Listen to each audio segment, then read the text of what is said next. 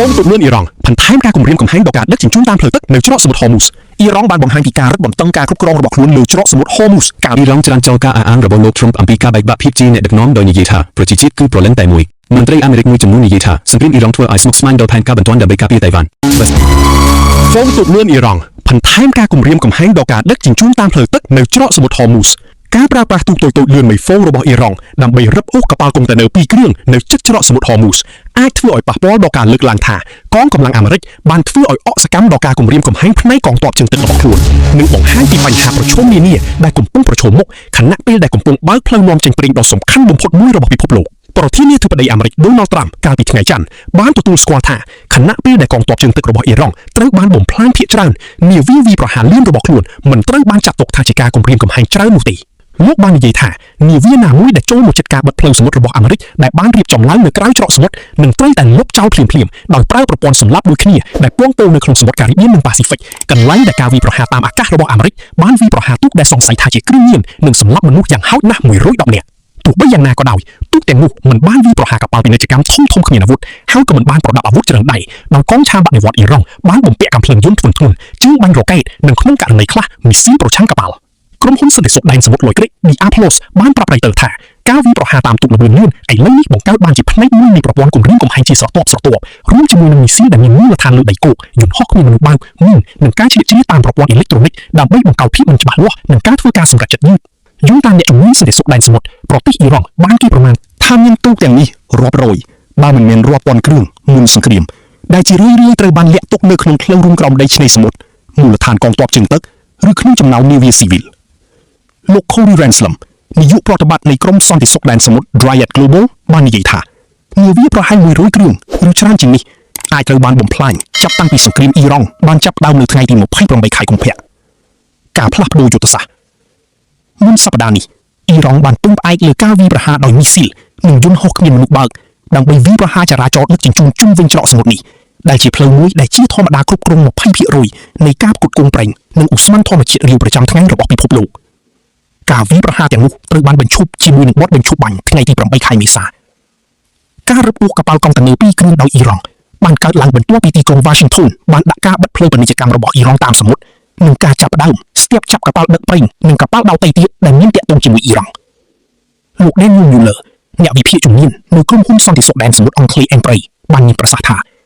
ឧស្សាហកម្មដឹកជញ្ជូនស៊ីវិលមិនមានឧបករណ៍បំពាក់អាវុធដើម្បីទប់ស្កាត់កងកម្លាំងប្រដាប់អាវុធអ៊ីរ៉ង់ពីការរឹបអូសនាវានោះទេលោកបានបន្ថែមថាជាធម្មតាទូប្រហែល10គ្រឿងត្រូវបានប្រើប្រាស់ក្នុងប្រតិបត្តិការរឹបអូសមន្ត្រីសន្តិសុខជាន់ខ្ពស់អ៊ីរ៉ង់ម្នាក់បានប្រាប់រយតឺថាទូកលឿនរបស់អ៊ីរ៉ង់ឥឡូវនេះបម្រើជាឆ្អឹងខ្នងនៃយុទ្ធសាស្ត្រកងទ័ពជើងទឹករបស់អ៊ីរ៉ង់ដែលអាចដាក់ពង្រីបានយ៉ាងឆាប់រហ័សជាផ្នែកមួយនៃសង្គ្រាមមិនស៊ីមេទ្រីប្រឆាំងនឹងសត្រូវមន្ត្រីរូបនេះបាននិយាយក្នុងលក្ខខណ្ឌមិនបញ្ចេញឈ្មោះថាដោយសារតែល្បឿនលឿនរបស់វាទូកទាំងអស់នេះអាចអនុវត្តការវាយបង្ហាញដោយបុកហើយរត់គេចបានដោយជោគជ័យដោយមិនត្រូវបានគេចាប់បានដែនកំណត់ទូកលឿនលោក Miller មកពី Embry បាននិយាយថារួមទាំងការរឹបអូសនៅសប្តាហ៍នេះអ៊ីរ៉ង់បានប្រើប្រាស់ទូកតូចៗនិងលឿនយ៉ាងតិចចុះ7ដងគិតចាប់តាំងពីឆ្នាំ2019ប្រភពដឹកជញ្ជូនអ៊ីរ៉ង់មួយដែលស្គាល់ដែនទឹកនេះបាននិយាយថាខ្យល់បក់ខ្លាំងនិងរលកធំនៅក្នុងដែនទឹកអ៊ីរ៉ង់ក្នុងរដូវក្តៅធ្វើឲ្យវាពិបាកក្នុងការធ្វើប្រតិបត្តិការបែបនេះប្រភពនោះបាននិយាយថាពេលវារលកខ្លាំងពួកគេកងកម្លាំងប្រដាប់អាវុធនៅលើយន្តហោះមិនអាចបាញ់បានទេពួកគេក៏មិនមានសម្ភារៈគ្រប់គ្រាន់ដើម្បីប្រឈមមុខនឹងនាវាចម្បាំងដែរហើយធ្ងន់ធ្ងរនឹងឆានគ្រោះថ្នាក់យ៉ាងធ្ងន់ធ្ងរក្នុងការវាយប្រហារដោយផ្ទាល់មុខទៅលើនាវាចម្បាំងមួយគ្រឿងនេះបើយោងទៅតាមលោក Jeremy Binney អ្នកជំនាញផ្នែកមជ្ឈមបូព៌ានៅក្រុមហ៊ុនចារកម្មការពារជាតិ Janes លោកបានមានប្រសាសន៍ថាទោះបីថាពួកគេព្យាយាមធ្វើឲ្យប៉ះពាល់ដល់ការការពាររបស់កប៉ាល់ដោយវាយប្រហារពីទិសដៅច្រើនពួកគេនឹងពន់យងខ្លាំងទៅកាន់ការគ្រប់គ្រងផ្លូវអាកាសដែលនឹងត្រូវបានហៅលីចូលលោក Binney បានមានប្រសាសន៍ថានៅលើក្រដាសការវាយប្រហារដោយមីស៊ីលនាំផ្លូវនឹងបំផ្លាញទូកទាំងនេះបានយ៉ាងងាយស្រួលប៉ុន្តែប្រព័ន្ធបាញ់មីស៊ីលបាញ់ស្មានឹងបង្កការគំរាមកំហែងដល់យន្តហោះអាមេរិកដែលហោះទាបលោកបានមានប្រសាសន៍ថាវានឹងពិបាកជាងក្នុងការលុបបំបាត់ការគំរាមកំហែងទូកតូចៗជាងការបំផ្លាញនាវាចម្បាំងធំៗរបស់អ៊ីរ៉ង់ដែលជាគោលដៅធំៗដែលងាយស្រួលរកនិងតាមដានហើយយ៉ាងហោចណាស់មានសមត្ថភាពមានកម្រិតក្នុងការការពារខ្លួនពីការវាយប្រហារតាមអាកាសការពិតសម្រាប់វិស័យដឹកជញ្ជូនគឺការរំខានបន្ថែមទៀតក៏ដូចជាការកើនឡើងនៃថ្លៃធានារ៉ាប់រងលោក Duncan Potts នាយកក្រុមហ៊ុនប្រឹក្សាយោបល់ Universal Defense and Security Solutions និងជាអតីតឧត្តមនាវីឯករងកងទ័ពជើងទឹកអង់គ្លេសបាននិយាយថាបន្ទាប់ពីអ្វីដែលគេហៅថាសង្គ្រាមនាវាដឹកជញ្ជូននៅទសវត្សរ៍ឆ្នាំ1980 អ៊ីរ៉ង់បានប្រើប្រាស់យុទ្ធសាស្ត្រមិនស៊ីមេទ្រីកាន់តែខ្លាំងឡើងខណៈដែលកងទ័ពជើងទឹកអ៊ីរ៉ង់ត្រូវបានបំផ្លាញយ៉ាងមានប្រសិទ្ធភាពដូចជាវាធ្លាប់មានក្នុងចំនួនបច្ចុប្បន្ននៅពេលដែលកងទ័ពជើងទឹកសហរដ្ឋអាមេរិកនិងប្រធានាធិបតីនិយាយថាយើងបានបំផ្លាញកងទ័ពជើងទឹកយើងបានលិចនាវាចម្បាំងមួយគ្រឿងនៅឯប្រទេសស្រីលង្កានេះគឺជារបៀបដែលអ្នកធ្លាប់ធ្វើពីមុនប៉ុន្តែអ្នកភ្លេចថាការប្រឆាំងរបស់អ្នកនៅទីនេះគឺមិនស៊ីមេទ្រីហើយពួកគេបានធ្វើវាឲ្យលះអស្ចារ្យអ៊ីរ៉ង់រົບអូសកប៉ាល់នៅច្រកសមុទ្រហូមូសដោយប្រឆាំងនឹងឧត្តមភាពកងទ័ពជើងទឹកអាមេរិកអ៊ីរ៉ង់បានបង្ហាញពីការរឹតបន្តឹងការគ្រប់គ្រងរបស់ខ្លួនលើច្រកសមុទ្រហូមូសកាលពីថ្ងៃប្រហ័សជាមួយនឹងវីដេអូនៃកងកុម្ម៉ាន់ដូនៅក្នុងទូកល្បឿនលឿនមួយគ្រឿងដែលបានវាយប្រហារកប៉ាល់ដឹកទំនិញដ៏ធំមួយបន្ទាប់ពីការដួលរលំនៃកិច្ចចរចាសន្តិភាពដែលទីក្រុង Washington សង្ឃឹមថានឹងបើកច្រករបៀងដឹកជញ្ជូនដ៏សំខាន់បំផុតមួយរបស់ពិភពលោកប្រធានាធិបតីអាមេរិក Donald Trump បានច្រានចោលការគំរាមកំហែងដែលបង្កឡើងដោយកប៉ាល់តូចៗដែលឈ្លះវៃរបស់អ៊ីរ៉ង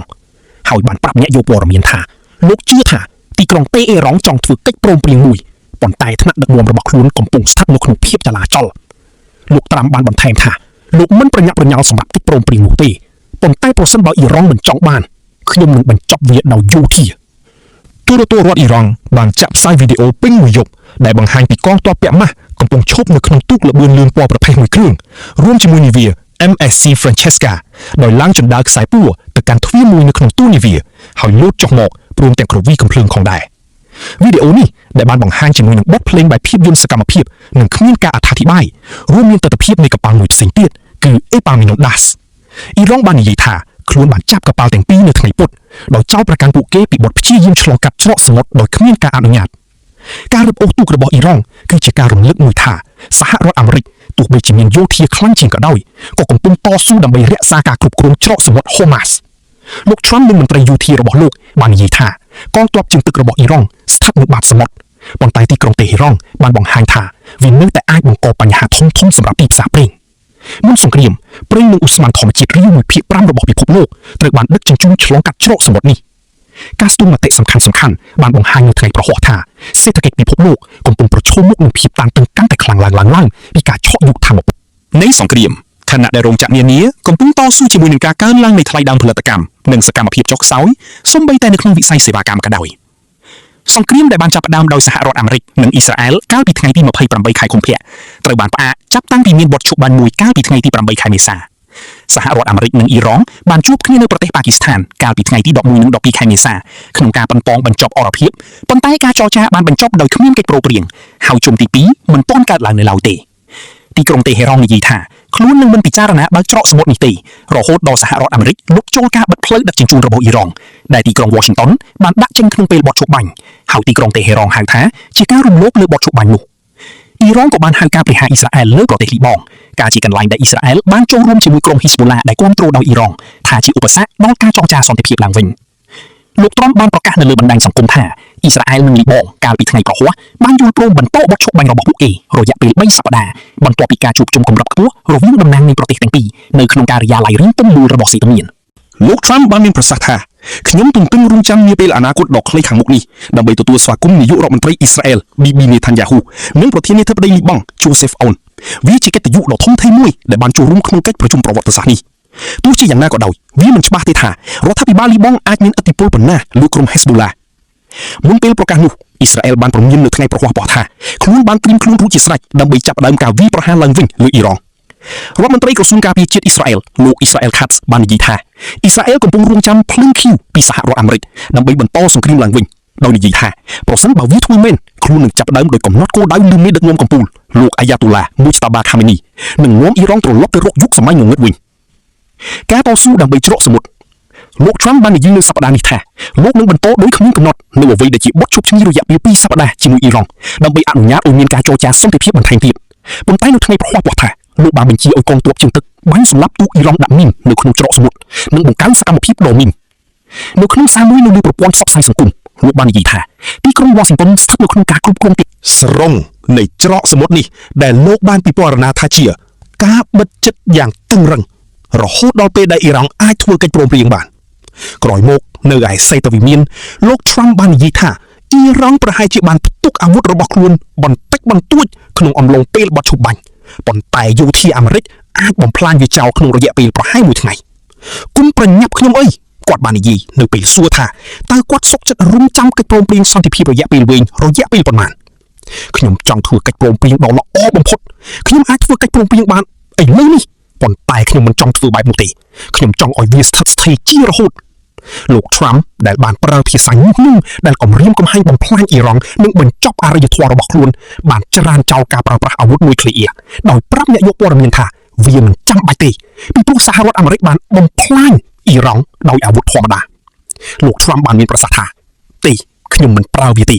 អាវុធនុយក្លេអ៊ែរមិនគួរត្រូវបានអនុញ្ញាតឲ្យប្រើប្រាស់ដោយនរណាម្នាក់ឡើយមន្ត្រីអ៊ីរ៉ង់ដែលត្រូវបានដកស្រង់សម្ដីនៅក្នុងប្រព័ន្ធផ្សព្វផ្សាយរដ្ឋបានច្រានចោលការអះអាងរបស់លោកត្រាំអំពីការបែកបាក់ក្នុងភាពជាអ្នកដឹកនាំរបស់អ៊ីរ៉ង់ហើយលោកហាម៉ានីបាននិយាយនៅក្នុងការបង្ហោះមួយនៅលើ X ថាប្រតិបត្តិការប្រព័ន្ធផ្សព្វផ្សាយសត្រូវកំពុងមានគោលបំណងធ្វើឲ្យខូចដល់ឯកភាពនិងសន្តិសុខជាតិទីក្រុង Washington ដែលបានប្រឈមមុខនឹងកប៉ាល់អ៊ីរ៉ង់នៅក្នុងដែនទឹកអន្តរជាតិដើម្បីអនុវត្តការបិទផ្លូវរបស់ខ្លួនបាននិយាយថាខ្លួនបានឡើងលើកប៉ាល់ដឹកប្រេងមួយគ្រឿងទៀតឈ្មោះ Majestic នៅក្នុងមហាសមុទ្រឥណ្ឌាកាលពីថ្ងៃប្រហ័សដែលជាក់ស្ដែងជាឯកសារយោងទៅលើកប៉ាល់ដឹកប្រេងមួយគ្រឿងដ៏ធំមួយគ្រឿងដែលត្រូវបានរាយការណ៍ចុងក្រោយនៅឯឆ្នេរសមុទ្រស្រីលង្កាដែលដឹកប្រេងឆៅចំនួន2លានបារ៉ែលយោធាអាមេរិកបាននិយាយកាលពីថ្ងៃប្រហ័សថាកងកម្លាំងអាមេរិកបានបដូរទិសដៅនាវាចំនួន33គ្រឿងចាប់តាំងពីការបិទផ្លូវបានចាប់ដើមអ៊ីរ៉ង់ច្រានចោលការអះអាងរបស់លោក Trump អំពីការបែកបាក់ភាពជាអ្នកដឹកនាំដោយនិយាយថាប្រជាជាតិគឺប្រលឹងតែមួយមន្ត្រីអ៊ីរ៉ង់មួយចំនួនចែករំលែកសារដូចគ្នាដែលសង្កត់ធ្ងន់លើអ្វីដែលពួកគេហៅថាសាមគ្គីភាពដែករបស់ប្រជាជាតិនិងរដ្ឋាភិបាលមន្ត្រីអ៊ីរ៉ង់មួយចំនួនបានសង្កត់ធ្ងន់ថាប្រទេសរបស់ពួកគេមានសាមគ្គីភាពដោយបដិសេធការអះអាងរបស់ប្រធានាធិបតីសហរដ្ឋអាមេរិក Donald Trump អំពីការបែកបាក់គ្នាក្នុងជួរថ្នាក់ដឹកនាំនៅទីក្រុងតេអ៊ីរ៉ង់ប្រធានាធិបតីអ៊ីរ៉ង់លោក Masoud Pezeshkian រដ្ឋមន្ត្រីការបរទេសលោក Abbas Araki និងប្រធានសភាលោក Mohammad Bagher Ghalibaf សុទ្ធតែបានចេញសេចក្តីថ្លែងការណ៍បដិសេធការអះអាងរបស់ប្រធានាធិបតីសហរដ្ឋអាមេរិកលោក Pezeshkian និងលោក Ghalibaf បានចូលរួមជាមួយក្រុមប្រឹក្សាសន្តិសុខជាតិកម្ពុជាក្នុងការបង្ហោះសារដូចគ្នានៅលើសេចក្តីថ្លែងការណ៍នោះបាននិយាយថានៅក្នុងប្រទេសអ៊ីរ៉ង់គ្មានអ្នកជ្រុលនិយមឬអ្នកមិននិយមទេយើងទាំងអស់គ្នាជាជនជាតិអ៊ីរ៉ង់នឹងបដិវត្តហើយដោយមានសាមគ្គីភាពដ៏រឹងមាំរបស់ប្រទេសជាតិនិងរដ្ឋាភិបាលជាមួយនឹងការគោរពប្រតិបត្តិទាំងស្រុងចំពោះមេដឹកនាំកម្ពុជានៃបដិវត្តយើងនឹងធ្វើឲ្យយុក្រិតចិនឈ្លានពានសោកស្ដាយចំពោះសកម្មភាពរបស់ខ្លួនលោក Mohammad Reza Arif អនុប្រធានាធិបតីទី1របស់ប្រទេសអ៊ីរ៉ង់ក៏បានចែករំលែកសេចក្តីថ្លែងការណ៍នេះផងដែរដោយបន្ថែមកំណត់ចំណាំមួយទៀតជាភាសាអង់គ្លេសលោក Arif បានមានប្រសាសន៍ថាអ៊ីរ៉ង់មិនមែនជាទឹកដីនៃការបែកបាក់នោះទេប៉ុន្តែជាបន្ទាយនៃឯកភាពចម្រុះខាងនយោបាយរបស់យើងគឺជាលទ្ធិប្រជាធិបតេយ្យរបស់យើងប៉ុន្តែនៅក្នុងគ្រាដ៏គ្រោះថ្នាក់យើងជាដៃតែមួយក្រោមទង់ជាតិតែមួយដើម្បីការពារទឹកដីនិងសេចក្តីថ្លៃថ្នូររបស់យើងលើពីស្លាទាំងអស់យើងជាប្រលឹងតែមួយប្រជាជាតិតែមួយមេដឹកនាំកម្ពុជាអ៊ីរ៉ង់លោក Mojtaba Khamenei មិនបានបង្ហាញខ្លួនជាសាធារណៈទេចាប់តាំងពីឡើងជំនួសឪពុករបស់លោកគឺលោក Ali Khamenei ដែលត្រូវបានសម្លាប់ដោយការវាយប្រហាររបស់សហរដ្ឋអាមេរិកអ៊ីស្រាអែលកាលពីថ្ងៃទី28ខែកុម្ភៈមន្ត្រីអាមេរិកបាននិយាយថាលោក Khamenei វ័យក្មេងជាងបានរងរបួសនិងខូចទ្រង់ទ្រាយនៅក្នុងការវាយប្រហារដែលបានសម្លាប់ឪពុករបស់គាត់កាសែត New York Times បានរាយការណ៍នៅថ្ងៃប្រហ័សបតិដោយដកស្រង់សម្ដីមន្ត្រីអ៊ីរ៉ង់ដែលមិនស្គាល់អត្តសញ្ញាណថាលោក Khamenei បានរងរបួសយ៉ាងធ្ងន់ធ្ងរប៉ុន្តែនៅតែមានភាពមុតស្រួយផ្លូវចិត្តលោក Trump និងជំនួយការរបស់លោកបានបញ្ជាក់ជាថ្មីជារៀងរាល់ថ្ងៃក្នុងរយៈពេលមួយសប្តាហ៍កន្លងមកនេះថាមានការខ្វែងគំនិតគ្នាយ៉ាងខ្លាំងក្នុងចំណោមមេដឹកនាំអ៊ីរ៉ង់ប្រធានាធិបតីអាមេរិកបានអះអាងថាប្រជាជនអ៊ីរ៉ង់កំពុងពិបាកខ្លាំងណាស់ក្នុងការស្វែងរកថាអ្នកណាជាមេដឹកនាំរបស់ពួកគេដោយចាត់ប្រកាន់ថាមានការប្រយុទ្ធគ្នាឈួតរវាងអ្នកនិយមកណ្ដាលនិងអ្នកប្រកាន់តឹងនៅក្នុងទីក្រុងតេអ៊ីរ៉ង់ការលើកឡើងពីការបែកបាក់ដែលសន្មតថាធ្វើឡើងដោយលោក Trump អាចបម្រើដើម្បីបង្ហាញអំពីភាពត្រឹមត្រូវនៃការពង្រីកបិទឈប់បាញ់ខណៈពេលដែលក៏ដាក់កំហុសលើអ៊ីរ៉ង់ចំពោះការជាប់គាំងនៃការទូតផងដែរទោះជាយ៉ាងណាក៏ដោយទីក្រុងតេអ៊ីរ៉ង់បានសង្កត់ធ្ងន់ក្នុងរយៈពេលប៉ុន្មានថ្ងៃកន្លងមកនេះថាកិច្ចចរចាដែលពីមុនត្រូវបានគ្រោងទុកថានឹងធ្វើឡើងនៅក្នុងប្រទេសប៉ាគីស្ថានមិនបានកើតឡើងដោយសារតែការបិទផ្លូវរបស់សហរដ្ឋអាមេរិកលើកំពង់ផែរបស់ប្រទេសខ្លួននោះទេកាលពីថ្ងៃប្រហ័សបតិលោក Araki បានច្រានចោលការចាត់ប្រកាន់ថាយោធាអ៊ីរ៉ង់មានចំនួនជាមួយថ្នាក់ដឹកនាំនយោបាយលោកបានសរសេរនៅលើស៊ីថាការបរាជ័យនៃការសម្លាប់ភេរវកររបស់អ៊ីស្រាអែលត្រូវបានឆ្លុះបញ្ចាំងនៅក្នុងរបៀបដែលស្ថាប័នរដ្ឋអ៊ីរ៉ង់បន្តធ្វើសកម្មភាពដោយឯកភាពគោលបំណងនិងវិន័យសមរភូមិនិងការទូតគឺជារន្ធសិទ្ធិដែលមានការសម្របសម្រួលយ៉ាងពេញលេញនៅក្នុងសង្គ្រាមតែមួយប្រជាជនអ៊ីរ៉ង់ទាំងអស់មានសាមគ្គីភាពច្រើនជាងពេលណាទាំងអស់ភាពតានតឹងផ្នែកការទូតជាមួយសហរដ្ឋអាមេរិកដោយលោក Trump បានបង្ហាញថាលោកមានផាសុកភាពជាមួយនឹងស្ថានភាពបច្ចុប្បន្ននៃការបិទកំពង់ផែរបស់អ៊ីរ៉ង់ដើម្បីបង្កផលប៉ះពាល់សេដ្ឋកិច្ចដល់ប្រទេសនេះដោយមិនចាំបាច់បន្តសង្គ្រាមឬប្រញាប់ប្រញាល់ឆ្ពោះទៅរកកិច្ចព្រមព្រៀងចុងក្រោយលោក Trump បាននិយាយនៅលើបណ្ដាញសង្គមកាលពីថ្ងៃប្រហ័សបតិថាកងទ័ពជើងទឹកអ៊ីរ៉ង់កំពុងដេកនៅបាតសមុទ្រកងទ័ពអាកាសរបស់ពួកគេត្រូវបានកំទេចចោលអាវុធប្រឆាំងយន្តហោះនិងរ៉េដារបស់ពួកគេបានបាត់ទៅហើយមេដឹកនាំរបស់ពួកគេលែងនៅជាមួយយើងទៀតហើយការបិទផ្លូវគឺតឹងរឹងនិងរឹងមាំហើយចាប់ពីពេលនោះមកវាកាន់តែអាក្រក់ទៅពេលវេលាមិននៅខាងពួកគេទេកិច្ចព្រមព្រៀងមួយនឹងត្រូវបានធ្វើឡើងលុះត្រាតែវាសមស្របនិងល្អសម្រាប់សហរដ្ឋអាមេរិកសម្ព័ន្ធមិត្តរបស់យើងនិងតាមពិតទៅពិភពលោកទាំងមូល ប៉ុន្តែបិទជប់បានក្រោមស្ថានភាពបច្ចុប្បន្ននៅតែមិនច្បាស់លាស់ការការពារដែនអាកាសត្រូវបានធ្វើឲ្យសកម្មលើទីក្រុងតេអេរ៉ង់នៅព្រឹកថ្ងៃព្រហស្បតិ៍ប៉ុន្តែមិនទាន់មានការបញ្ជាក់ជាផ្លូវការអំពីការវាយប្រហារប្រឆាំងនឹងប្រទេសនេះនៅឡើយទេមុននេះបន្តិចនៅថ្ងៃព្រហស្បតិ៍លោក Trump បាននិយាយថាយោធាអាមេរិកនឹងបាញ់សម្លាប់អ៊ីរ៉ង់ដែលដាក់មីននៅក្នុងច្រកសមុទ្រ Hormuz ដែលអាចបង្កើនមានការឆ្លើយតបហើយតម្លៃប្រេងកំពុងកើនឡើងម្ដងទៀតដោយសារតែភាពមិនប្រក្រតីប្រជានិងការបិទផ្លូវពីរដងនៅក្នុងឈូងសមុទ្រអ៊ីរ៉ង់បិទច្រកសមុទ្រ Hormuz និងការឡោមព័ទ្ធកងទ័ពជើងទឹកអាមេរិកលើកំពង់ផែអ៊ីរ៉ង់អ៊ីស្រាអែលក៏ហាក់ដូចជាត្រៀមខ្លួនរួចជាស្រេចដើម្បីចូលរួមសង្គ្រាមឡើងវិញផងដែររដ្ឋមន្ត្រីក្រសួងការពារជាតិអ៊ីស្រាអែល Katz បាននិយាយកាលពីថ្ងៃព្រហស្បតិ៍ថាប្រទេសរបស់លោកកំពុងរងចាំភ្លើងខៀវពីលោកត្រាំដើម្បីនាំអ៊ីរ៉ង់ត្រឡប់ទៅរកយុគសម័យnet វិញយោងតាមកាសែត Times of Israel លោក Katz បាននិយាយថាអ៊ីស្រាអែលបានត្រៀមខ្លួនរួចជាស្រេចដើម្បីបន្តសង្គ្រាមប្រឆាំងនឹងអ៊ីរ៉ង់យោធាអ៊ីស្រាអែលបានត្រៀមខ្លួនរួចជាស្រេចក្នុងការការពារនិងវាយប្រហារហើយគោលដែលត្រូវបានសម្គាល់មន្ត្រីអាមេរិកមួយចំនួននិយាយថាសង្គ្រាមអ៊ីរ៉ង់ធ្វើឲ្យស្មុគស្មាញដល់ផែនការបន្ទាន់ដើម្បីការពារតៃវ៉ាន់Washington មន្ត្រីអាមេរិកបាននិយាយថាសហរដ្ឋអាមេរិកបានដុតបំផ្លាញគ្រាប់រំសេវជាច្រើននៅក្នុងប្រទេសអ៊ីរ៉ង់ដែលមន្ត្រីរដ្ឋបាលមួយចំនួនកំពុងវិយតម្លៃកាន់តែខ្លាំងឡើងថាអាមេរិកមិនអាចអនុវត្តផែនការបន្ទាន់ដើម្បីការពារតៃវ៉ាន់ពីការឈ្លានពានរបស់ចិនបានទេប្រសិនបើវាកើតឡើងក្នុងពេលដ៏ខ្លីខាងមុខនេះសហរដ្ឋអាមេរិកបានបាញ់មីស៊ីល Tomahawk រយៈចម្ងាយឆ្ងាយជាង 1000 គ្រាប់ចាប់តាំងពីសង្គ្រាមជាមួយអ៊ីរ៉ង់បានចាប់ផ្ដើមនៅថ្ងៃទី28 ខែកុម្ភៈក៏ដូចជាមីស៊ីលការពារដែនអាកាសសំខាន់ៗចំនួន 1500 ទៅ 2000 គ្រាប់រួមទាំងមីស៊ីលស្ទាក់ចាប់ THAAD Patriot និង Standard Missile នេះបើយោងតាមមន្ត្រីអាមេរិកដែលបដិសេធមិនផ្ដល់តួលេខពិតប្រាកដមន្ត្រីបាននិយាយថាការជំនួសខ្លាំងស្តុកអាវុធទាំងនោះទាំងស្រុងអាចចំណាយពេលរហូតដល់6ឆ្នាំដោយចាប់ផ្ដើមការពិភាក្សានៅក្នុងរដ្ឋបាលអំពីការកែសម្រួលផែនការប្រតិបត្តិការដើម្បីត្រៀមខ្លួនសម្រាប់បិទបញ្ជីរបស់ប្រធានាធិបតីណាមួយដែលអាចកើតមានសម្រាប់យោធាការពារតៃវ៉ាន់មន្ទីរបញ្ជាការមានគម្រោងសម្រាប់សេណារីយ៉ូច្រើនដោយមិនគិតពីការប្រែប្រួលនៃភូមិសាស្ត្រនយោបាយនិងខ្យល់នយោបាយនៅទីក្រុង Washington ឡើយមន្ត្រីអាមេរិកនិយាយថាមិនមានសញ្ញាណាមួយនៃចំនួនជាមួយប្រទេសចិននៅពេលខាងមុខនោះទេមេដឹកនាំចិនលោកស៊ីជីនពីងកំពុងរៀបចំធ្វើកិច្ចប្រជុំកំពូលដែលមានហានិភ័យខ្ពស់ជាមួយប្រធានាធិបតីត្រាំនៅខែក្រោយនៅទីក្រុងប៉េកាំងហើយយោធាចិនកំពុងរង្គោះរង្គើពីការបិទសម្អាតដើមសេនីសហរដ្ឋអាមេរិកអនុវត្តគោលនយោបាយចិនតែមួយដោយទទួលស្គាល់ថាមានរដ្ឋាភិបាលចិនតែមួយគត់គឺសាធារណរដ្ឋប្រជាមានិតចិនទោះបីជាសហរដ្ឋអាមេរិកក៏រក្សាទំនាក់ទំនងជាមួយលទ្ធិប្រជាធិបតេយ្យឲ្យគ្រប់គ្រងដោយខ្លួនឯងរបស់តៃវ៉ាន់ក៏ដោយលោកត្រាំដូចអ្នកកាន់តំណែងមុនភាគច្រើនរបស់គាត់ដែរមិនបានបញ្ញាចិត្តជាសាធារណៈក្នុងការបញ្ជូនកងកម្លាំងអាមេរិកដើម្បីការពារកោះនេះពីការឈ្លានពាននោះទេ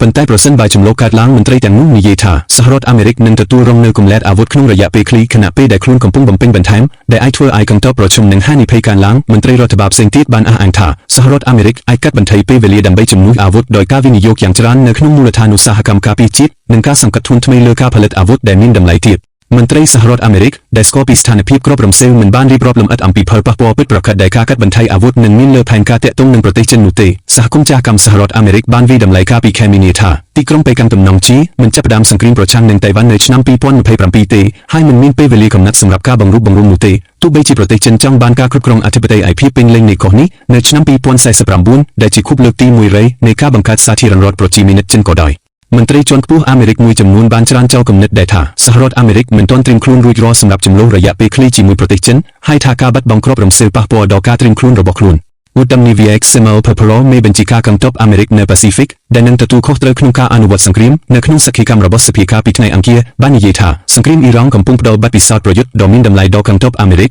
ហើយថាលោកគាំទ្រប្រតិបត្តិការបន្តនៅឈីមបូប្លាសម្រាប់ពេលនេះលោក Pepperell បានប្រាប់គណៈកម្មាធិការសេវាកម្មប្រដាប់អាវុធព្រឹទ្ធសភាថាខ្ញុំមិនឃើញមានការចំណាយពិតប្រាកដណាមួយត្រូវបានដាក់លើសមត្ថភាពរបស់យើងក្នុងការទប់ស្កាត់ប្រទេសចិននោះទេអ្នកនាំពាក្យសិទ្ធិវិញ្ញាណលោកស្រី Caroline Leavitt បានជំទាស់នឹងរឿងនេះដោយនិយាយថាសមត្ថកម្មទាំងមូលនៃរឿងនេះគឺមិនពិតលោកស្រីបានមានប្រសាសន៍ថាសហរដ្ឋអាមេរិកមានយោធាដ៏មានឥទ្ធិពលបំផុតក្នុងពិភពលោកដែលផ្ទុកអាវុធនិងគ្រាប់រំសេវច្រើនជាងគ្រប់គ្រាន់ក្នុងស្តុកទុកនៅទីនេះនិងជុំវិញពិភពលោកដើម្បីការពារមាតុភូមិប្រកបដោយប្រសិទ្ធភាពនិងសម្រេចបានប្រតិបត្តិការយោធាណាមួយដែលដឹកនាំដោយមេបញ្ជាការលោក Sean Parnell អ្នកនាំពាក្យមន្ទីរបញ្ជាការបានមានប្រសាសន៍ថាយោធាអាមេរិកមានអ្វីគ្រប់យ៉ាងដែលខ្លួនត្រូវការដើម្បីអនុវត្តនៅពេលវេលានិងទីកន្លែងដែលប្រធានាធិបតីជ្រើសរើសចាប់តាំងពីលោកត្រាំឡើងកាន់តំណែងលោកបានមានប្រសាសន៍ថាយើងបានអនុវត្តប្រតិបត្តិការជោគជ័យជាច្រើននៅទូទាំងបញ្ជាការប្រយុទ្ធខណៈពេលដែលធានាថាយោធាអាមេរិកមានខ្លាំងអាវុធដ៏ជ្រៅមួយដើម្បីការពារប្រជាជននិងផលប្រយោជន៍របស់យើងអ្នកវិភាគសន្តិសុខជាតិបានតាមដានស្តុកគ្រាប់រំសេវយ៉ាងដិតដល់ហើយកំពុងតាមដានផលប៉ះពាល់ដែលអាចកើតមានលើសមត្ថភាពរបស់អាមេរិកក្នុងការដោះស្រាយវិបត្តិផ្សេងទៀតនៅជុំវិញពិភពលោក មជ្ឈមណ្ឌលសិក្សាយុទ្ធសាស្ត្រនិងអន្តរជាតិបានចេញផ្សាយរបាយការណ៍មួយកាលពីថ្ងៃអង្គារដែលបានសម្ដែងការព្រួយបារម្ភស្រដៀងគ្នានេះអំពីការធ្វើចុះស្តុកអាវុធដែលផ្អែកលើសារពើភ័ណ្ឌមុនសង្គ្រាម CSIA បានប៉ាន់ប្រមាណថាក្របរំសេវដែលបានចំណាយនៅក្នុងប្រទេសអ៊ីរ៉ង់នឹងតំណាងឲ្យប្រហែល 27% នៃស្តុកអាវុធ Tomeu ប្រហែល 35% នៃអាវុធ Yesum 1/3 នៃអាវុធ Esumsik ជិតពាក់កណ្ដាលនៃអាវុធ Esumri ច្រើនជាង 2/3 នៃឧបករណ៍ស្ទាក់ចាប់ Period និងច្រើនជាង 80% នៃឧបករណ៍ស្ទាក់ចាប់ Zed Numina យីថាចំណុចខ្វះខាតកាន់តែច្បាស់សម្រាប់អាវុធការពារដូចជាឧបករណ៍ស្ទាក់ចាប់មីស៊ីលលោក Mark Kensen ទីប្រឹក្សាជាន់ខ្ពស់នៅ CSIA ដែលបានសហការសរសេររបាយការណ៍នេះបាននិយាយថាវានឹងចំណាយពេលច្រើនឆ្នាំមុនពេលដែលយើងអាចសាងឡើងវិញនៅសារពើភ័ណ្ឌទាំងនោះនៅលើវិមានកាពីតូលលោក Paparo បាននិយាយថាវានឹងចំណាយពេលពី1ទៅ2ឆ្នាំសម្រាប់អ្នកម៉ែការការពារជាតិសំខាន់ដើម្បីបង្កើនការផលិតគ្រាប់រំសេវទោះបីជាលោកអះអាងថាសហរដ្ឋអាមេរិកមានការផ្គត់ផ្គង់គ្រប់គ្រាន់ក៏ដោយនៅថ្ងៃទី8 ខែមេសាឧត្តមសេនី Dan Ken ប្រធានសេនាធិការចម្រុះបាននិយាយថាសហរដ្ឋអាមេរិករួមជាមួយប្រទេសជុំសមុទ្របានស្ទាក់ចាប់មីស៊ីលប្លង់ចំនួន 1,700 គ្រាប់និងយន្តហោះគ្មានមនុស្សបើកវាយប្រហារមួយផ្លូវចាប់តាំងពីសង្គ្រាមអ៊ីរ៉ង់បានចាប់ផ្ដើមប្រតិបត្តិការល្បឿនលឿននេះបានកើតឡើងតិចជាង1ឆ្នាំបន្ទាប់ពីសហរដ្ឋអាមេរិកបានពង្រីកយន្តហោះស្ទាក់ចាប់ដើម្បីការពារអ៊ីស្រាអែលក្នុងអំឡុងសង្គ្រាមរយៈពេល12ថ្ងៃរបស់ប្រទេសជាមួយអ៊ីរ៉ង់ដែលបង្ហាញពីគម្លាតដ៏គួរឲ្យព្រួយបារម្ភនៅក្នុងការផ្គត់ផ្គង់របស់សហរដ្ឋអាមេរិកប្រទេសចិនគឺជាស្រូវដ៏រឹងមាំជាងអ៊ីរ៉ង់ឆ្ងាយណាស់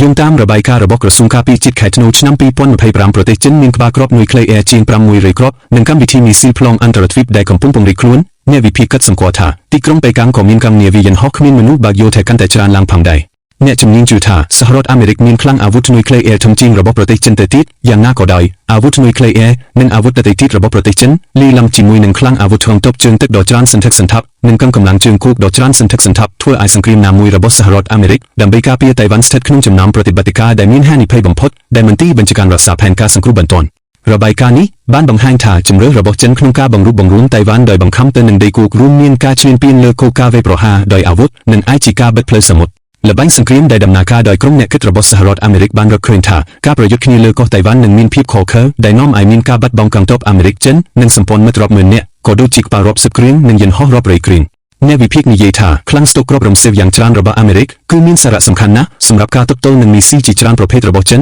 ដែលទំនងជានឹងត្រូវបាញ់ទៅលើយន្តហោះនិងនាវាចម្បាំងដើម្បីបដិសេធសេរីភាពនៃការធ្វើដំណើររបស់ពួកគេដែលជាយុទ្ធសាស្ត្រមួយដែលគេស្គាល់ថាជាការប្រឆាំងនឹងការចូលនិងការបដិសេធតំបន់សហរដ្ឋអាមេរិកនឹងត្រូវប្រយុទ្ធប្រឆាំងនឹងប្រទេសចិនតាមរបៀបដែលអាចចំណាយច្រើននិងមានគ្រោះថ្នាក់ជាងសម្រាប់កម្លាំងសហរដ្ឋអាមេរិក Wally Greco សមាជិកជាន់ខ្ពស់នៅមជ្ឈមណ្ឌល Kit Stinson ក្នុងទីក្រុង Washington បាននិយាយអ្នកនឹងទទួលរងការបាត់បង់កាន់តែច្រើនសហរដ្ឋអាមេរិកក៏បានដឹកឧបករណ៍ការពារដែនអាកាសចេញពីមហាសមុទ្រប៉ាស៊ីហ្វិកដើម្បីគាំទ្រប្រតិបត្តិការនៅមជ្ឈមបូកឡាផងដែរពីមុនខ្លួនបានបញ្ជូនរ៉ាដាពីកូរ៉េខាងត្បូងមុនប្រតិបត្តិការ Midnight Hammer ហើយខ្លួនកំពុងស្ថិតក្នុងដំណើរការនៃការផ្លាស់ទីឧបករណ៍ស្ទាក់ចាប់នេះបើយោងតាមឧត្តមសេនី Chevelle Brinson មេបញ្ជាការកម្លាំងសហរដ្ឋអាមេរិកនៅកូរ៉េ Brinson ដែលបានថ្លែងទីបន្ទាល់ជាមួយលោក Paparo កាលពីថ្ងៃអង្គារបានប្រាប់អ្នកតាក់តែងច្បាប់ថាប្រព័ន្ធ THAAD នៅតែមាននៅក្នុងប្រទេសកូរ៉េមន្ត្រីនៅក្នុងរដ្ឋបាលលោកត្រាំបាននិយាយជាយូរមកហើយថាសហរដ្ឋអាមេរិកត្រូវតែរក្សាទុកគ្រាប់រំសេវរបស់ខ្លួនសម្រាប់សង្គ្រាមមហាអំណាចជាមួយប្រទេសចិនដោយទាមទារឲ្យទីក្រុង Washington ជប់បញ្ជូនស្តុករបស់ខ្លួនទៅអ៊ុយក្រែនឬប្រើប្រាស់វាដើម្បីកំណត់គោលដៅស្ទើរតូចតាចនៅបរទេសដូចជាពួក Houthis នៅក្នុងប្រទេសយេម៉ែនជាដើមមន្ទីរបញ្ជាការកំពុងប្រញាប់ប្រញាល់ទិញគ្រាប់រំសេវបន្ថែមទៀតហើយកំពុងជំរុញឲ្យក្រុមហ៊ុនការពារជាតិបង្កើនផលិតកម្មយោងតាមមន្ត្រីអាមេរិកនិងអ្នកដែលស្គាល់បញ្ហានេះក្រសួងការពារជាតិក៏កំពុងបង្វែរឧបករណ៍ស្ទាក់ចាប់ដែលមានបំណងសម្រាប់ប្រទេសនៅអឺរ៉ុបនិងបញ្ជូនវាចូលទៅក្នុងស្តុករបស់សហរដ្ឋអាមេរិកសេតវិមានកំពុងជំរុញឲ្យមានការវិនិយោគសំខាន់នៅក្នុងមូលដ្ឋានឧស្សាហកម្មការពារជាតិដើម្បីបំពេញបន្ថែមខ្លាំងអាវុធរបស់អាមេរិកដោយស្នើសុំឲ្យសភាអនុម័តថវិកាចំនួន$350,000 លានសម្រាប់គ្រាប់រំសេវសំខាន់នៅក្នុងថវិកាឆ្នាំសារពើពុន2027ក្រុមហ៊ុនការពារជាតិ RTX និង Lockheed Martin ថ្មីនេះបានចុះហត្ថលេខាលើកិច្ចព្រមព្រៀងជាមួយមន្ទីរបញ្ជាការដើម្បីបង្កើនការផលិតអាវុធយ៉ាងច្រើនក្នុងរយៈពេលប៉ុន្មានឆ្នាំខាងមុខក្រុមហ៊ុន Lockheed បាននិយាយថាខ្លួននឹងបង្កើនការផលិតប្រព័ន្ធស្ទាក់ចាប់ THAAD និង PAC-3 Patriot ដល់ទៅ4ដងខណៈដែលក្រុមហ៊ុន RTX បានប្រកាសថាខ្លួនកំពុងពន្លឿនការដឹកជញ្ជូនមីស៊ីល Tomahawk មីស៊ីលបាញ់ពីលើអាកាសចម្ងាយសមកម្រិតខ្ពស់និងមីស៊ីលស្តង់ដារជាច្រើនប្រភេទមន្ទីរបញ្ជាការបានតាក់ទងក្រុមហ៊ុនផលិតរថយន្តនិងក្រុមហ៊ុនផលិតរបស់សហរដ្ឋអាមេរិកអំពីការជួយជំរុញការផលិតអាវុធកិច្ចខិតខំប្រឹងប្រែងទាំងនេះគឺជាផ្នែកមួយនៃការជំរុញដ៏ធំមួយដែលដឹកនាំដោយរដ្ឋមន្ត្រីក្រសួងការពារជាតិ Pete Hegseth ដើម្បីបង្កើនការផលិតការពារជាតិនិងផ្លាស់ប្តូរដំណើរការទិញយករបស់មន្ទីរបញ្ជាការលោក Hegseth បានមានប្រសាសន៍នៅក្នុងសន្ទរកថាមួយកាលពីឆែកវិជ្ជការកន្លងទៅថាគោលបំណងរបស់យើងគឺសាមញ្ញផ្លាស់ប្តូរប្រព័ន្ធទិញយកទាំងមូលឲ្យដំណើរការលើមូលដ្ឋានសម័យសង្គ្រាមក្នុងពេលជាមួយគ្នានេះលោកត្រាំបានទូតការពីខែមុននៅលើបណ្ដាញសង្គមថាសហរដ្ឋអាមេរិកមានការផ្គត់ផ្គង់គ្រាប់រំសេវកម្រិតមធ្យមនិងកម្រិតមធ្យមខ្ពស់ស្ទើរតែគ្មានដែនកំណត់បើទោះបីជាមានការឈឹបបាញ់រយៈពេល2សប្តាហ៍ដែលលោកត្រាំបានពង្រីកកាលពីថ្ងៃអង្គារក៏ដោយក៏ប្រធានាធិបតីបានប្រមានម្ដងហើយម្ដងទៀតថាសហរដ្ឋអាមេរិកអាចបន្តយុទ្ធនាការទម្លាក់គ្រាប់បែករបស់ខ្លួនប្រសិនបើអ៊ីរ៉ង់មិនធ្វើកិច្ចព្រមព្រៀងដើម្បីបញ្ចប់ការងារនុយក្លេអ៊ែររបស់ខ្លួននោះទេ